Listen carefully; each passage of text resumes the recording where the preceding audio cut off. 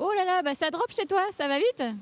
Ouais, bah écoute, il y a un petit peu de vent, mais ouais, bah c'est un peu ça depuis, de toute façon, c'est un peu ça depuis quelques jours, là, je vais de un peu de vent à moyennement de vent à beaucoup, beaucoup, beaucoup de vent et puis re-moyennement de vent. En fait, ça, globalement, c'est venté, mais ça, c'est pas stable. Donc là, dans l'instant, c'est génial parce que ça avance vite et en plus il y a du soleil, donc ça vous met un peu la belle carte postale. Mais franchement, ça n'a pas été ça tout le temps. Et ça fait pas longtemps que c'est comme ça. Oui, on s'est douté en voyant que tu avais quand même pas mal cherché à gagner dans le Nord, que tu avais quand même visiblement pris le parti d'être assez prudente avec toutes ces dépressions. Ouais, alors écoute Perrine, comme j'ai pas bien entendu ta question, je pense que la connexion n'est pas idéale. Euh, tu as parlé de prudence. Ben écoute, oui, moi en tout cas j'ai fait là stratégiquement le choix d'aller me caler dans le nord de la dépression qui est devant moi, pour rester bien derrière, pas rentrer dedans trop vite parce que c'est clair qu'il y a une mer très formée, très forte et puis du vent fort. Enfin, les conditions dans cette lettre, elles me paraissent quand même pas très sécures. Alors voilà, je prends mon mal en patience. Et alors bah là, du coup, tu te retrouves avec des copains. Tu retrouves notamment Jean, Alan, qui sont sur la carte en tout cas pas très très loin de toi. Ouais, carrément. Bah en fait, hier matin, j'étais carrément avec Jean, c'était drôle. Voilà, on était tout proches. On n'avait pas du tout ni la même vitesse ni le même cap. C'est impressionnant la différence entre nos bateaux. Et bah, c'est chouette à voir comment ils déboulent au vent arrière.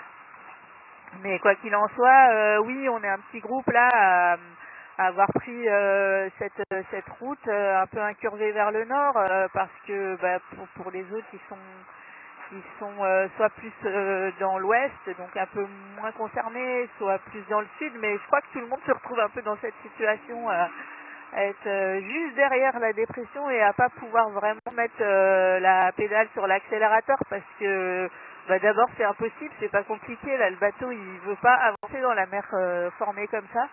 Et en plus, si on cherchait à avancer trop vite, je pense qu'il y aurait vite de la casse parce que c'est chaud. Hein. Là, vraiment, l'océan Indien, c'est celui que j'ai connu il y a 4 ans, mais en plus dur encore.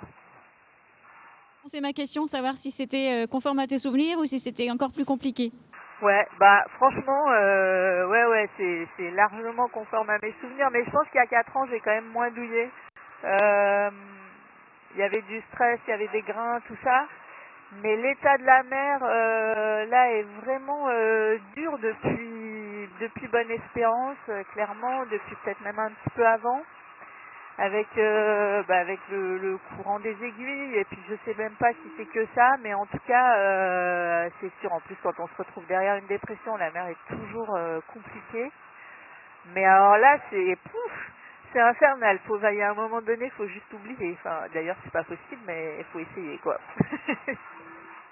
Bon, puis c'est que le début parce que on voit qu'il y a quand même des petites dépressions qui vont s'enchaîner. Forcément, ça fait partie du programme.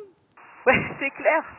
C'est clair. En fait, avant de me lancer, d'arriver dans le sud, je me disais bon, on sait jamais. Je me souviens qu'Armel Triton, il y a 4 ans, il avait adoré son passage dans les mers du Sud. Et puis je crois que sur l'Ocean Race, la dernière fois, ils ont trouvé que c'était clément au niveau de la mer. Je me suis dit, ben, si ça se trouve, ça va être sympa. Mais je crois que le programme, en tout cas pour le début, là, pour l'Indien, il est plutôt corsé. C'est vrai qu'en termes de stratégie, c'est très bizarre.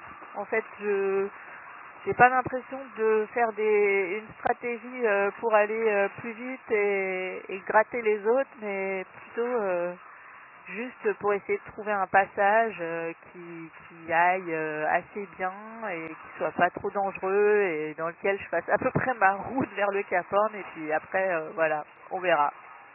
Bon.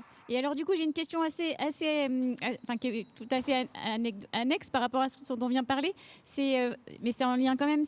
Notre invité du jour, c'est une préparatrice physique. Et on sait que toi, tu accordes une importance tout à fait particulière, notamment tu fais beaucoup de pilates, etc. Dans ces conditions, j'imagine que d'être un peu solide, c'est quand même pas négligeable.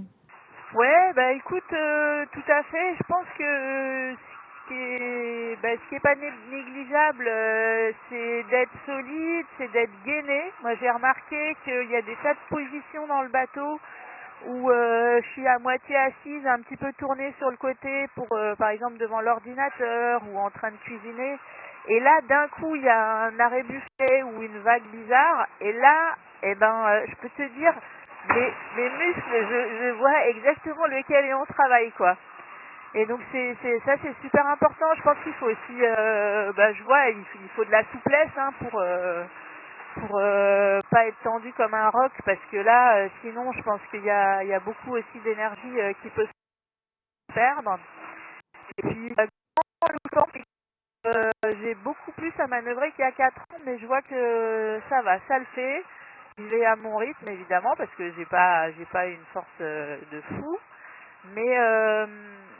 Mais voilà, je sens que ça va, il y a encore du répondant. Tu me diras tant mieux, parce que c'est loin d'être fini. Mais bon, c'est cool. Bon, ouais, chouette. Bon, on te demande pas comment tu as réussi à caler tes petits œufs dans cette mer casse-bateau. À caler quoi donc? À caler tous tes petits œufs. Ah bah si, mes œufs, écoute, ils sont super. Ils sont hyper bien calés, mes œufs. Et alors le truc, voilà, c'est que c'est quand je peux. Donc c'est pas tous les jours pour cuisiner des œufs. Mais tu vois, là, juste maintenant, là, ça va être possible. Je sais plus, l'autre jour, j'ai fait une vidéo où j'ai dit, je vais me faire des œufs. Et en fait, dans la foulée, c'était pas du tout le programme. J'ai dû prendre un riz et puis j'ai dû manger une barre de céréales parce que c'était beaucoup trop compliqué pour faire des œufs. Donc il y a des choses comme ça, c'est un peu le petit plus quand les conditions le permettent. Bah, du coup, si on comprend, c'est la journée des œufs. Donc, on va te laisser aller faire ça. On te dit un immense merci, Isabelle, d'avoir pris le temps de papoter avec nous. C'est vraiment chouette. Et puis, ça fait plaisir de voir Tête Banane avec ses grosses vagues derrière toi. Et on espère te retrouver très vite pour que tu nous racontes la prochaine dépression qui sera pas trop méchante, on l'espère. Yes, merci Terry, merci à tous. Bonne journée. Bonne journée, salut Isabelle, bye bye.